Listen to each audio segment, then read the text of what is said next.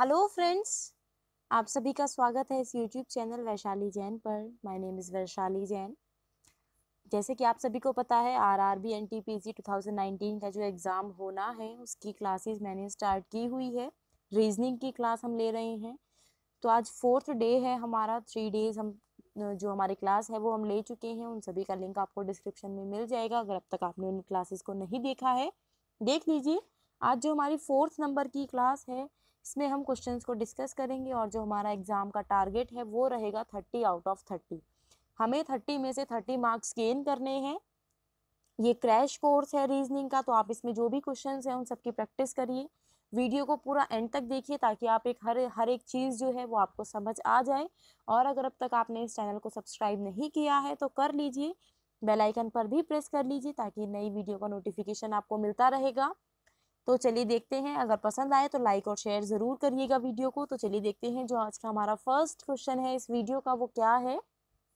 देखिए, जो हमारा फर्स्ट क्वेश्चन है वो है, in the following question select the number which can be placed at the sign of question mark from the given alternative. निम्नलिखित प्रश्न में दिए गए विकल्पों में से उस संख्या का चयन करें जो प्रश्न चिन्ह के संकेत पर रखा जा सकता है। ये हमें क्वेश्चन गिवन है। आपको क्या करना है, वीडियो को पॉज करना है, क्वेश्चन को खुद से सॉल्व करना है। फिर मेरा जो मैं आपको एक्सप्लेनेशन कराऊंगी, आपको चेक करना है आप जो आपका आंसर है वो सही है या नहीं है। और वीडियो के लास्ट में आपको क्या करना है, जो भी आपका स्कोर बना है उसको आपको नीचे कमेंट करना है। तो देखिए, जो हमारा फर्स्ट क्वेश्चन है ये मिसिंग नंबर से है, लुप्त पद से है। देखिए 108, 112, 118, 120 ये हमारे 4 ऑप्शन गिवन है। हमें इसको सॉल्व करना है। देखिए 7, 5, 4, 3, बीच में 88, बड़ी संख्या आ गई एकदम। 5, 6, 8, 2, बीच में 104, ये भी बड़ी संख्या यानी डिजिट आ गई। 5, 8, 3, 7। तो हमें यहाँ क्वेश्चन मार्क की जगह बताना है हमारा क्या आएगा। हम सबसे पहले क्या करेंगे, इन सबको प्लस करेंगे। 4 + 3 7, 7 और 7 14, 14 और 5 19, बीच में हमारा 88 है तो ये पॉसिबल नहीं है। अगर हम इनकी मल्टीप्लाई करें, 3 की अगर हम 7 से मल्टीप्लाई करेंगे तो 21, 21 की अगर हम 5 से मल्टीप्लाई करेंगे तो हमारा 105 आएगा। और 105 की अगर हम 4 से मल्टीप्लाई करेंगे तो 420 हमारा आएगा। यहाँ 420 आ गया, लेकिन हमें 88 चाहिए तो ये भी पॉसिबल नहीं है। अब हम क्या करेंगे, जो आमने सामने की डिजिट है उनको प्लस करके अगर हम गुणा करें, 3 + 5 कितना होता है 8, 7 और 4 कितना होता है 11। इनको गुणा करेंगे तो क्या आ गया, देखिए 88 आ गया। इसमें भी चेक करते हैं, 5 + 8 कितना होता है 13, 6 और 2 कितना होता है 8। इनको अगर हम गुणा करेंगे तो हमारा क्या आएगा, 13 की अगर हम 8 से मल्टीप्लाई करेंगे तो 104। देखिए हमारा यहाँ पर आ रहा है। सेम इसमें भी हम यही करेंगे। 5 + 3 कितना होता है 8, और 7 और 8 कितना होता है 15। 15 की अगर हम 8 से मल्टीप्लाई करेंगे तो हमारा आंसर क्या आएगा, यहाँ पर हमारा आंसर आएगा 120। तो यानी इसका आंसर क्या होगा, तो 4th ऑप्शन है 120, ये हमारा करेक्ट आंसर है। आई होप आपको समझ आया होगा और आपका आंसर भी ठीक आया होगा। तो चलिए नेक्स्ट क्वेश्चन की तरफ चलते हैं। नेक्स्ट जो हमारा क्वेश्चन है सेकंड, वो क्या है। नेक्स्ट है, an accurate clock shows 8 o'clock in the morning, so how many degree will the hour hand rotate when the clock shows 2 o'clock in the afternoon. एक सटीक घड़ी सुबह 8 बजे दिखाई देती है। जब घड़ी दोपहर के 2 बजे दिखाती है तो घंटे की सुई कितने डिग्री घूमेगी। ठीक है, वीडियो को पॉज करिए और यहीं पर इस क्वेश्चन को सॉल्व करिए, क्या हमारा आंसर होगा। देखिए जी, हमारी क्या है, घड़ी है। यहाँ पर 12 बजेंगे, यहाँ पर 3, यहाँ 6 और यहाँ 9। यहाँ 1, 2, 4, 5, 7, 8, 10 और 11, ये हमारी क्लॉक है। सुबह के 8 बज रहे हैं। अगर 8 बजेंगे तो 8 और 12, ऐसे हमारे क्या बजेंगे, 8 बजेंगे। अब हमें बताना है, जब घड़ी दोपहर के 2 बजे दिखाती है। अब हमें क्या दिखा रही है, घड़ी 2 बज रहे हैं। अगर 2 बजेंगे तो छोटी वाली सुई कहाँ होगी, 2 पर, और बड़ी सुई 12 पर ही होगी। सॉरी, मिनट की सुई 12 पर होगी। जब 2 बजेंगे तो ये जो घंटे की सुई है, देखिए रोटेट करके यहाँ पहुंचेगी। जब ये रोटेट करके यहाँ पहुंची तो हमें बताना है ये कितने डिग्री आगे चली। तो आपको पता है ये पूरा जो सर्कल होता है ये कितने डिग्री का होता है, 360 डिग्री का। तो जो घंटे की सुई है उसने 360 डिग्री कितने घंटों में कवर किया, 12 घंटों में कवर करेगी वो। मतलब ये घड़ी एक 12 घंटे की होती है। तो 12 घंटे में उसने 360 डिग्री कवर किया, तो 1 घंटे में वो कितना कवर करेगी, 360/12 यानी 30 डिग्री कवर करेगी। अगर वो 1 घंटे में 30 डिग्री कवर कर रही है तो अब हमें देखिए 8 से 2 के बीच कितने घंटे हो जाते हैं, 9, 10, 11, 12, 4 घंटे, 1, 2, टोटल 6 घंटे। तो 6 घंटों में वो कितने डिग्री कवर करेगी, 30 गुणा 6, कितने डिग्री कवर किया, यानी 180 डिग्री उसने कवर किया। तो इसका आंसर होगा जो ऑप्शन डी है 180 डिग्री, ये क्या है हमारा इसका करेक्ट आंसर है। आई होप आपको समझ आया होगा ये क्वेश्चन भी। नेक्स्ट क्वेश्चन देखते हैं, जो हमारा अगला क्वेश्चन है क्या है, आई होप आपका उस क्वेश्चन का आंसर भी ठीक आया होगा। नेक्स्ट है, among 4 books, book first is twice as heavy as book second, book third weight is half of book second weight, book 4 is 60 gram more as compared to book 2 but 60 gram less as compared book first, which book is heaviest। 4 पुस्तकों में पुस्तक 1 पुस्तक 2 से 2 गुना भारी है, पुस्तक 3 का भार पुस्तक 2 के भार का आधा है, पुस्तक 4 का भाग पुस्तक 2 की तुलना में 60 ग्राम अधिक है, लेकिन पुस्तक 1 की तुलना में 60 ग्राम कम है। कौन सी पुस्तक सबसे भारी है, ये क्या है हमारा क्वेश्चन है। अब हम देखते हैं, हमारे पास 4 बुक्स हैं, हमें बताना है सबसे भारी की जो वजन में वो कौन सी है। 4 पुस्तकों में पुस्तक 1 जो है 2 से 2 गुना भारी है। अगर जो दूसरी पुस्तक है वो x किलोग्राम की है, तो जो फर्स्ट पुस्तक है, फर्स्ट बुक है, वो 2x ग्राम की होगी, ठीक है, वो 2x ग्राम की हो गई क्योंकि वो डबल भारी है। पुस्तक 3 का जो भार है पुस्तक 2 के भार का आधा है। अब देखिए 3 का भार 2 के भार का 2x है, तो इसका आधा कितना होगा, x/2। तो इसमें हमें क्या पता चला, इन तीनों में अगर हम कंपैरिजन करें तो देखिए सबसे भारी कौन सी है जिसका भार डबल है, 2x, यानी फर्स्ट वाली जो हमारी बुक है ये सबसे भारी है। अभी तीनों में कंपैरिजन कर रहे हैं, उससे भारी कौन, इससे कम भारी कौन है, 2 वाली, और उससे कम भारी 3। अब देखिए हमें यहाँ पर क्या दिया हुआ है, पुस्तक 4 का भार 2 की तुलना में 60 ग्राम अधिक है। जो 4 है, जो पुस्तक 4 का 4 है, देखिए वो 2 की तुलना में तो भारी है, 2 की तुलना में तो भारी है, लेकिन 1 की तुलना में कम है, तो वो 1 और 2 के बीच में आएगी। हमारा जो सही क्रम होगा वो क्या होगा, जो सबसे भारी पुस्तक है वो कौन सी होगी, फर्स्ट वाली, उससे कम भारी 4, उससे कम भारी 2 और उससे कम भारी 3। तो इसका आंसर हमारा क्या होगा, जो ऑप्शन है कौन सा, फर्स्ट वाला, जो बुक फर्स्ट है वो क्या है, सबसे भारी है। आई होप आपको ये क्वेश्चन भी समझ आया होगा। नेक्स्ट क्वेश्चन की तरफ चलते हैं। फोर्थ हमारा जो क्वेश्चन है क्या है, देखिए, Sumitra remembers that her mother's birthday is after 13th February but before 16th February, but her mother remembers that his mother's birthday is after 14th February but before 17th February, on which day Sumitra's mother birthday will be celebrated.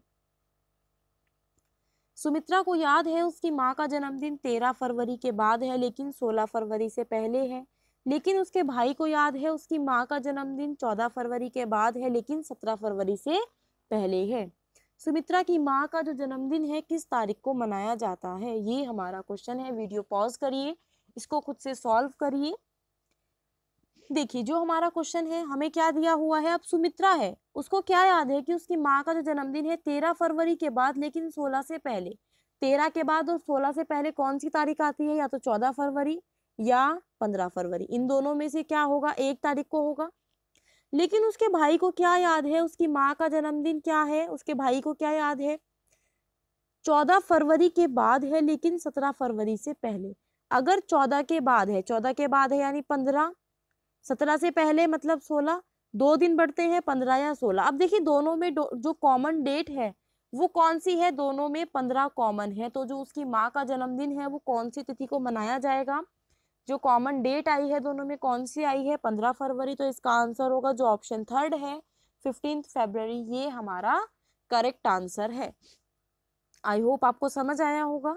Next question की तरफ move करते हैं, जो हमारा आज का 5th question है। देखिए इंपॉर्टेंट क्वेश्चंस, इंपॉर्टेंट टॉपिक सभी कवर किए हुए हैं। अगर आपको वीडियो पसंद आ रहा है तो लाइक शेयर जरूर कर दीजिए, चैनल सब्सक्राइब कर लीजिए फर्स्ट टाइम विजिट कर रहे हैं तो। और अगर आपको कोई भी प्रॉब्लम हो तो आप नीचे कमेंट करके भी पूछ सकते हैं। क्वेश्चन है, in a row of pupil Manu is 7th from bottom end of the row, Shrey is 10th ranks above Manu. If Shrey is 8th from top end, then how many people are there in a row? In this row, लोगों की एक पंक्ति में मनु पंक्ति के निचले छोर से 7वें स्थान पर है। श्रेय मनु से 10 रैंक ऊपर है। यदि श्रेय शीर्ष छोर से 8वें स्थान पर है तो इस पंक्ति में कितने लोग हैं? हमें क्या करना है, इसका आंसर करना है। देखिए एक रो है, क्या है, एक रो है, उसमें जो मनु है वो नीचे छोर से 7वें स्थान पर है। एक तो इसका ऊपरी छोर होगा और एक नीचे वाला जो पोर्शन है वो होगा एंड। तो देखिए निचले छोर से अगर वो 7वें स्थान पर है मनु, तो यहाँ होगा मनु निचले छोर से 7वें स्थान पर है। जो श्रेय है मनु से 10 रैंक ऊपर है। श्रेय कहाँ है? मनु से 10 रैंक ऊपर है, वो यहाँ है। तो जो श्रेय की पोजीशन नीचे से अगर हम मनु के प्लेस से माने तो वो 10 स्थान ऊपर है, और सबसे नीचे से माने तो क्या है, वो 17वें स्थान पर है नीचे से। अगर जो श्रेय है वो ऊपर छोर से 8वें स्थान पर है, ऊपरी जो छोर है यहाँ से 8वें स्थान पर है, ये पोजीशन इसकी क्या हो गई यहाँ पर, ये हो गई 8th, ये 8वें स्थान पर है। तो पंक्ति में कुल कितने लोग हैं? अगर हमें यहाँ पर टोटल निकालना है, इसका फॉर्मूला लगता है जो हमें ऊपर से दिया हुआ है और नीचे से, अबव प्लस बिलो, और उसमें से एक माइनस कर देंगे। सेम बंदे की पोजीशन हमें ऊपर से भी पता है और नीचे से भी पता है, तो इन दोनों को जोड़कर हम एक माइनस कर देंगे, हमारा आंसर आ जाएगा। मतलब 17 + 8 - 1, यानी इसका आंसर 17 + 8 कितना होता है? 25। 25 में से एक माइनस करोगे तो 24, तो इसका आंसर क्या होगा? 24। तो रो में कितने टोटल बंदे हैं हमारे? 24 रो में हमारे बंदे हैं। आई होप ये भी क्वेश्चन आपको समझ आया होगा। अगर कुछ भी समझ ना आए तो आप नीचे कमेंट करके पूछ सकते हैं। नेक्स्ट क्वेश्चन देखिए हमारा क्या है। नेक्स्ट है, pointing towards a girl, Chetan said she is the daughter of the only child of my grandmother. How is Chetan related to that girl? एक लड़की की ओर इशारा करते हुए चेतन ने कहा, वह मेरी दादी के इकलौते बेटे की बेटी है। चेतन उस लड़की से कैसे संबंधित है? जब हमारे पास ब्लड रिलेशन का इस टाइप का कोई क्वेश्चन आए तो हमें क्या करना है, हमें देखना है कि किसने कहा। एक लड़की की ओर इशारा करते हुए किसने कहा? चेतन ने कहा। नाम लिख लीजिए, किसने कहा? चेतन ने कहा। अब इस जो आगे की लाइन है उसमें वर्ड ढूंढिए, मेरा या मेरी। मेरा देखिए, मेरा ये रहा। अब यहाँ से क्वेश्चन को सॉल्व करना स्टार्ट करिए। मेरी दादी, चेतन जो है उसकी दादी मतलब पिता की माँ। दादी के इकलौते बच्चे, दादी है उसका इकलौता बच्चा है। अगर इकलौता बच्चा है मतलब चेतन का बाप, चेतन का पिता। अब उसकी बेटी है। बेटी कौन है? जो उसे जिस लड़की की तरफ उसने इशारा किया। तो देखिए चेतन की बहन, ये कौन हुई? चेतन की बहन। तो चेतन जो है उस लड़की से कैसे संबंधित है? चेतन क्या हो गया? उस लड़की का भाई हो गया। तो इसका आंसर क्या होगा? जो ऑप्शन 3 है, ब्रदर, ये हमारा करेक्ट आंसर है। आई होप आपको ये क्वेश्चन भी समझ आया होगा। आप अपने क्वेश्चंस क्रॉस चेक करते रहिए। क्वेश्चन वीडियो को पॉज करिए, सॉल्व करिए, क्रॉस चेक करिए। नेक्स्ट क्वेश्चन देखिए हमारा क्या है। In a certain code language spicy is written as ELOUAY and ponder is written as JKLNAZ. How is housed written in that code? एक निश्चित कोड लैंग्वेज में स्पाइसी को ये लिखा जाता है, पॉन्डर को ये लिखा जाता है। तो उसी कोड में हमें क्या बताना है? हाउस्ड को बताना है कैसे लिखा जाएगा। देखिए स्पाइसी है SPICEY। स्पाइसी को हमने ये लिखा, क्या लिखा? ELOUAY, ये लिखा। अब इसमें हम वैल्यूज पुट करें, अगर 19, 16, 9, 3, 5, 25, 5, 12, 15, 22, 1, 25। ठीक है, हमने क्या किया? वैल्यूज यहाँ पर ये पुट कर ली। देखिए यहाँ पर 19 है। अगर हम यहाँ सामने इनके नीचे ही चेक करें तो क्या -14 हो रहा है, फिर माइनस यहाँ पर 4 हो रहा है, +6 हो रहा है। कोई पैटर्न हमारा फिक्स नहीं हो रहा है। क्रॉस में अगर हम देखें, देखिए हमने क्या किया, अब क्रॉस में देखा। अगर यहाँ से हम इसको क्रॉस में देखें, ये 19, ये 25, +6, यहाँ 16, यहाँ 1, इसमें क्या होगा? फिर प्लस कम से कम होगा हमारा 6 और 4 10 और 1 11, लेकिन यहाँ पर ये नहीं होगा। तो हम क्या करेंगे, 3 3 का पेयर बना के क्रॉस में अगर हम चेक करें, देखिए यहाँ 19 यहाँ 15 -4 यहाँ 16 यहाँ 12 -4 यहाँ 9 माइनस यहाँ 5 -4। तो इसमें 3 3 का इक्वली पेयर बना के इसमें क्या किया हुआ है, इक्वल पेयर बना के और -4 किया हुआ है क्रॉस में। तो देखिए सेम ऐसे ही अगर हम पाउंडर की बात करें, PONDER, इसको क्या लिखा, JKLNAZ, इसका 3 का पेयर बना लिया। P की वैल्यू 16, L की 12 -4, O की 15, K की 11 -4, N की 14, J की 10 -4। सेम ऐसे इसमें भी हुआ है। तो अगर हमें हाउस्ड का बताना है तो देखिए HOUSED, क्या कर लिया हमने, पार्टीशन कर लिया। H की वैल्यू 8, 8 में से 4 गया 4, 4 कहाँ आएगा यहाँ, तो 4 की वैल्यू D। देखिए थर्ड नंबर पे D किस में है, थर्ड नंबर पे जो D है वो ओनली ऑप्शन फर्स्ट में है, यही क्या होगा हमारा करेक्ट आंसर, और किसी में हमारा D नहीं है। आई होप आपको ये भी समझ आया होगा।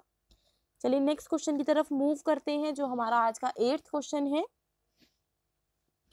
A and B start running from the same point.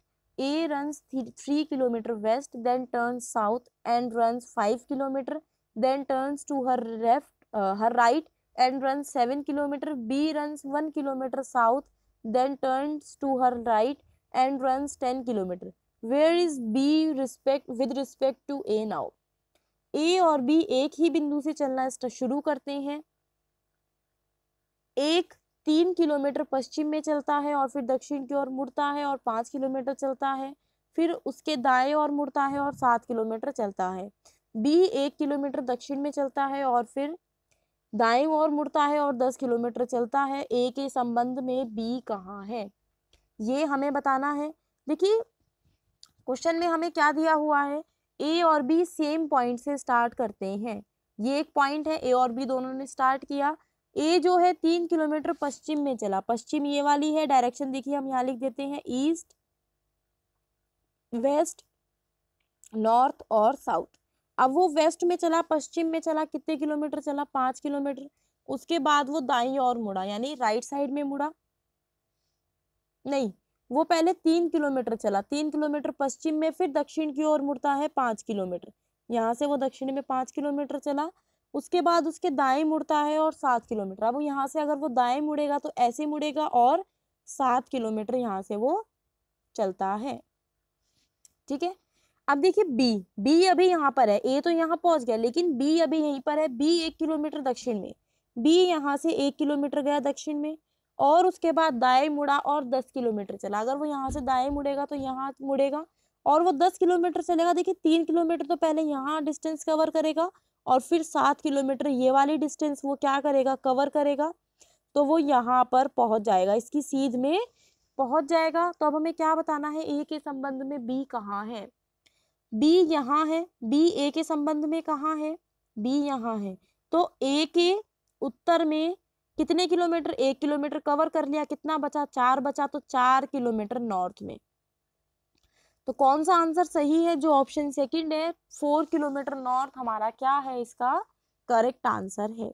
I hope आपको समझ आ रहे होंगे क्वेश्चंस। तो अगर आपको पसंद आ रहा है सेशन तो लाइक और शेयर जरूर करें और वीडियो को एंड तक देखिए ताकि आपके सारे जो पॉइंट्स हैं सारे कवर हो जाए, हर चैप्टर के क्वेश्चंस आप कवर कर पाए।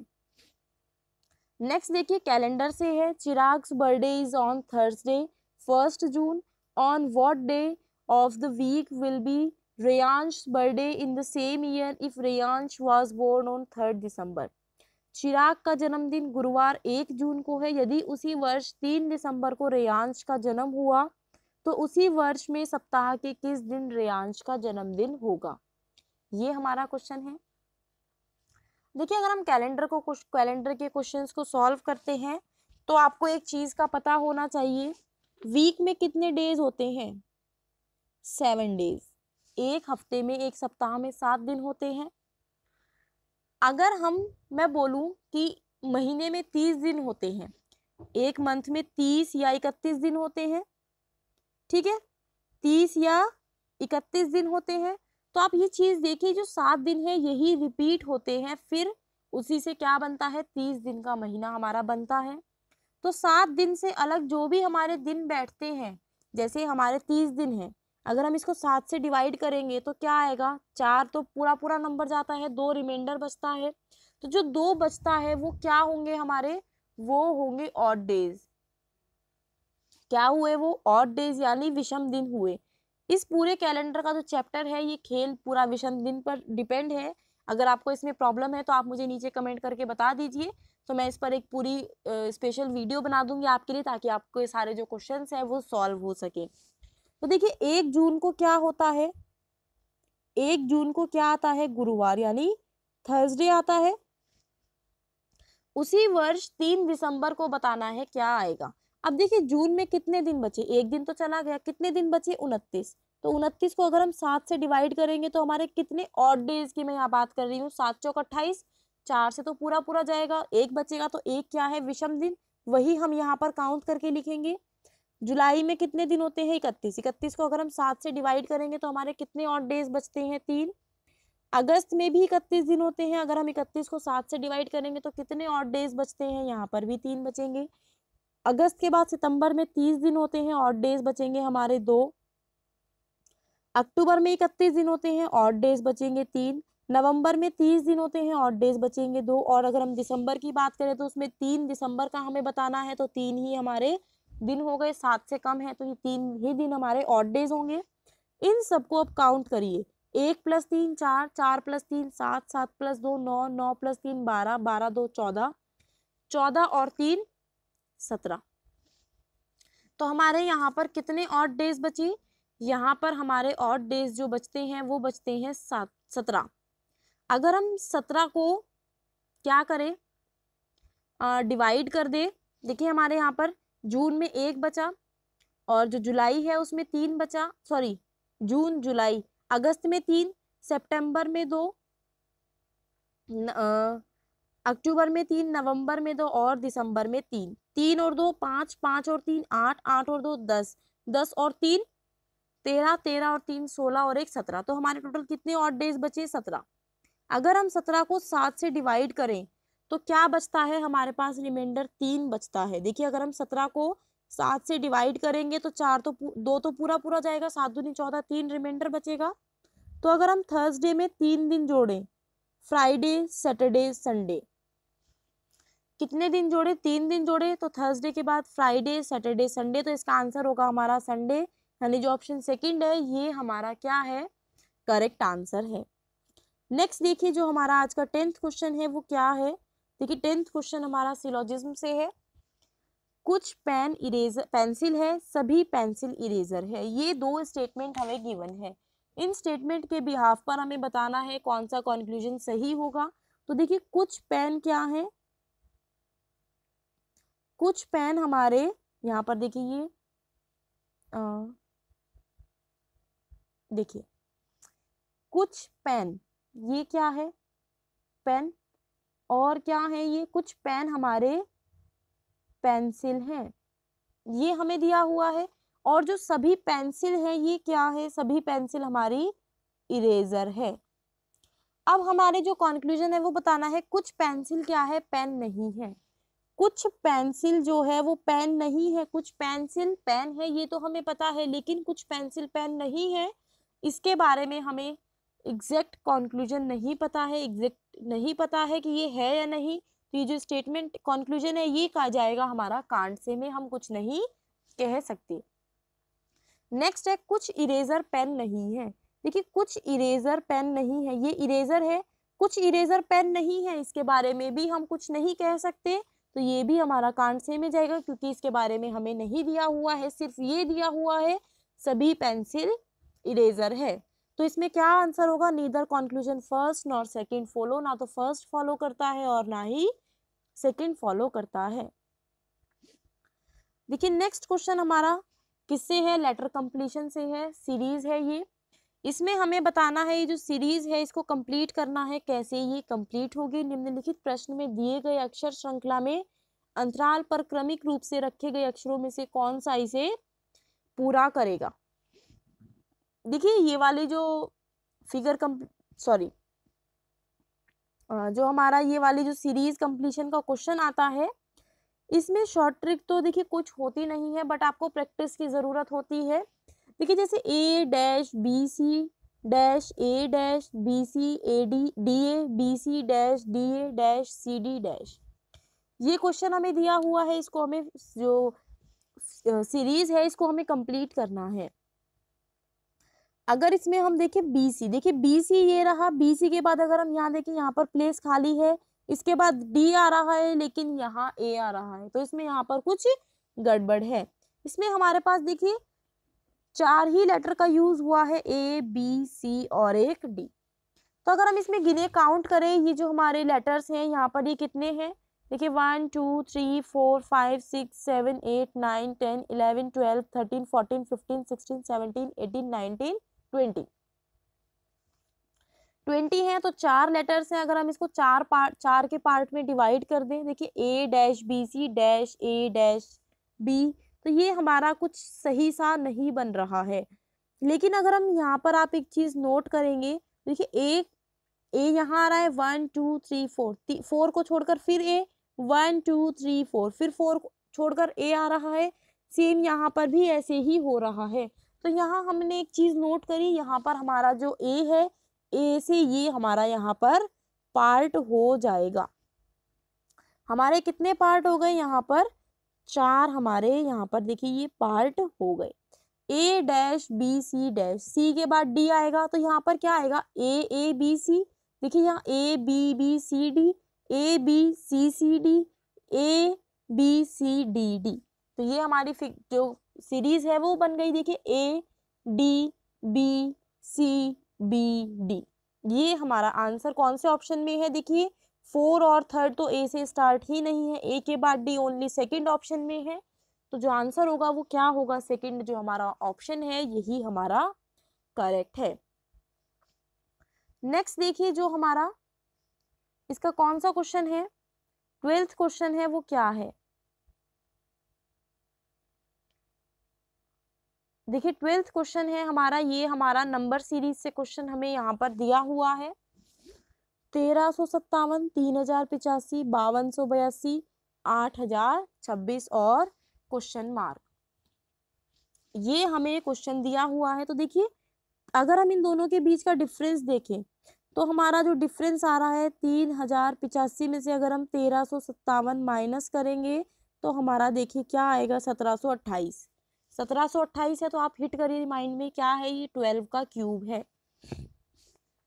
ये क्या है, 12 का क्यूब। अगर हम इसमें से ये माइनस करें, इनका डिफरेंस देखें, तो देखिए 52 82 माइनस करेंगे 3085 से, तो हमारा क्या आएगा, देखिए 2197, ये 13 का क्यूब। तो यहाँ 12 का क्यूब, यहाँ 13 का क्यूब, यहाँ देखिए 14 का क्यूब। अगर हम 14 का क्यूब निकालेंगे तो लास्ट में क्या आएगा, 4 चौक 16 चौका 64। अगर हम 64 देखेंगे, यहाँ पर 64 में अगर हम लास्ट में 4 है तो 2 जोड़ेंगे तो यहाँ 6 आ जाएगा। ठीक है, ये हमें समझ आ गया। तो इसमें जो हमारा अब यहाँ क्या लगेगा, 15 का क्यूब लगेगा। देखिए 15 का क्यूब क्या होता है, अगर हम 15 गुणा 15 गुणा 15 करें, 15 गुणा 15 कितना होता है, 225। और इसमें अगर हम 15 से गुणा करें, 15 पंजे 75, हासिल गया 7, 15 दूनी 30, 3 आएगा यहाँ, 15 दूनी 30, 3375 क्या होता है, 15 का क्यूब। तो हम 8026 में 3375 जोड़ेंगे। 8026 में अगर हम 3375 जोड़े तो देखिए हमारा आंसर क्या आएगा, 6 और 5 11, हासिल यहाँ 1 आ गया, 7 और 1 8 और 2 10, यहाँ 1 आ गया 4, 11401। तो कौन सा ऑप्शन सही है, जो ऑप्शन 4th है 11401, ये हमारा इसका करेक्ट आंसर है। आई होप आपको समझ आया होगा। नेक्स्ट देखिए क्या है, अपना स्कोर नीचे कमेंट करना बिल्कुल ना भूलें, और सेशन पसंद आ रहा है तो लाइक शेयर जरूर करें, एंड तक देखिए ताकि सारे क्वेश्चंस आपके कवर हो जाएं। नेक्स्ट क्वेश्चन है, देखिए सभी बैग क्या है, टेबल। देखिए सभी बैग टेबल है और कोई टेबल लाल नहीं है, तो देखिए कोई टेबल क्या है, यहाँ पर लाल नहीं है, ये हमें क्वेश्चन दिया हुआ है। यहाँ पर अगर हम कंक्लूजन की बात करें, हमें कंक्लूजन बताना है, कुछ बैग लाल हैं देखिए जब सभी बैग क्या है, टेबल है और कोई भी टेबल लाल नहीं है, तो क्या बैग लाल हो पाएंगे? कभी भी नहीं होंगे। कोई भी बैग लाल नहीं होगा। तो देखिए क्या दिया हुआ है, कुछ बैग लाल है, ये डेफिनेटली फॉल्स है। दो कंडीशन आती है, डेफिनेटली फॉल्स और कैन नॉट से। तो आपके इन दोनों के बीच में डिफरेंस समझना बहुत जरूरी है, ताकि आपका एग्जाम में क्वेश्चन गलत ना हो। तो कुछ कोई भी बैग क्या होगा, लाल नहीं होगा। सभी बैग लाल हैं, जब कोई भी बैग लाल नहीं होगा तो सभी बैग लाल होने का तो कोई मतलब ही नहीं है। तो दोनों कॉन्क्लूजन क्या होंगे, फॉलो नहीं करेंगे। Neither conclusion first nor second follows. इसका आंसर होगा जो ऑप्शन थर्ड है, ये हमारा करेक्ट होगा। नेक्स्ट देखिए जो हमारा 14th क्वेश्चन है वो क्या है। Poonam told Akshay that yesterday she defeated Akshay's only sister's daughter Sneha in a school taekwondo competition. How is Akshay related to Sneha? Poonam Akshay से कहती है कल उसने अक्षय की इकलौती बहन की पुत्री स्नेहा को विद्यालय स्तर के ताइक्वांडो प्रतियोगिता में हराया था। अक्षय जो है स्नेहा से किस प्रकार संबंधित है? देखिए इसमें किसने कहा, पूनम ने कहा, किससे? अक्षय से। अब उसने क्या कहा, कल उसने, किसने? पूनम ने क्या, किसे हराया? अक्षय है, उसकी इकलौती बहन, एक ही बहन है तो ये क्या हो गया, अक्षय लड़का हो गया। बहन की पुत्री, इसकी बहन की कोई पुत्री है, कौन है वो? स्नेहा, उसको हराया। तो अब देखिए अक्षय कौन हो गया, स्नेहा का मामा हो गया, अंकल हो गया। तो इसका आंसर हमारा क्या होगा, अंकल, यानी जो ऑप्शन फोर्थ है ये हमारा करेक्ट होगा। आपको क्या करना है, इसमें स्टेप बाय स्टेप आपको लेकर चलना है कि हमें क्या स्टेटमेंट दिया हुआ है उसके अकॉर्डिंग चलेंगे तो आपका क्वेश्चन कभी गलत नहीं होगा। नेक्स्ट देखिए जो हमारा 15th क्वेश्चन है, ए की आयु बी की वर्तमान आयु की 2 गुनी है। 8 वर्ष बाद बी की आयु सी की वर्तमान आयु की 4 गुना हो जाएगी। यदि सी ने अपना 5वां जन्मदिन 9 वर्ष पहले मनाया था तो ए की वर्तमान आयु क्या है? ये हमारा क्या है, क्वेश्चन दिया हुआ है। देखिए प्रेजेंट एज ऑफ ए की वर्तमान आयु बी की वर्तमान आयु की 2 गुनी है। बी की वर्तमान आयु मान लीजिए x है, तो ए की कितनी होगी, ए की वर्तमान आयु 2x होगी। देखिए सी ने अपना 5वां जन्मदिन 9 वर्ष पहले मनाया था। अगर 5वां जन्मदिन 9 वर्ष पहले मनाया था तो सी की वर्तमान आयु कितनी होगी, 9 + 5 यानी 14 वर्ष। अब देखिए 8 वर्ष बाद बी की आयु जो अभी ये है वो 8 वर्ष बाद 8 प्लस हो जाएगी, कितनी है, सी की वर्तमान आयु की 4 गुनी हो जाएगी। ये दिया हुआ है। सी की आयु अभी कितनी है, 14 है। सी की आयु की 4 गुना, अगर सी की आयु अभी 14 है तो 4 गुना हो जाएगी यानी 56। तो x + 8 = 14 चौका 56। तो x की वैल्यू आपकी कितनी आएगी, 48। x की वैल्यू कितनी आ जाएगी आपकी, 48। तो देखिए अभी जो हमारे पास एज निकल के आई है वो किसकी आई है, बी की, 48। अगर हमें ए की वर्तमान आयु निकालनी है तो ये रहा, ए की वर्तमान आयु कितनी है, 2 × 48। 2 × 48 मतलब 96 वर्ष। तो इसका आंसर हमारा क्या होगा, जो ऑप्शन सेकंड है 96, ये हमारा करेक्ट आंसर है। आई होप आपको ये क्वेश्चन समझ आए होंगे। आज इसमें हमने 15 क्वेश्चन कवर किए, ये सभी इंपॉर्टेंट है क्वेश्चंस। हमारा टारगेट है हम आरआरबी एनटीपीसी में रीजनिंग में 30 आउट ऑफ 30 करके आए। तो इसमें हम प्रैक्टिस कर रहे हैं। आज 4th डे था जो हमने क्वेश्चंस की प्रैक्टिस करी। डेली आपके लिए ऐसे ही वीडियोस आती रहेंगी, आप देखते रहिए, बताइए कैसी लगी, क्योंकि ये मेरे लिए मोटिवेशन का काम करेगी ताकि मैं आपके लिए और वीडियोस भी अपलोड कर पाऊँ। तो अगर वीडियो पसंद आए तो लाइक शेयर ज़रूर करिएगा, चैनल सब्सक्राइब कर लीजिए, फर्स्ट टाइम विजिट कर रहे हैं तो बेल आइकन पर भी प्रेस कर लीजिए। और भी वीडियोस अवेलेबल हैं मेरे चैनल पर, आप वहां जाकर विजिट कर सकते हैं, देख सकते हैं किस टाइप की वीडियोस अवेलेबल है। और कोई भी प्रॉब्लम हो तो आप मुझे नीचे कमेंट करिए। Thank you for watching, have a nice day.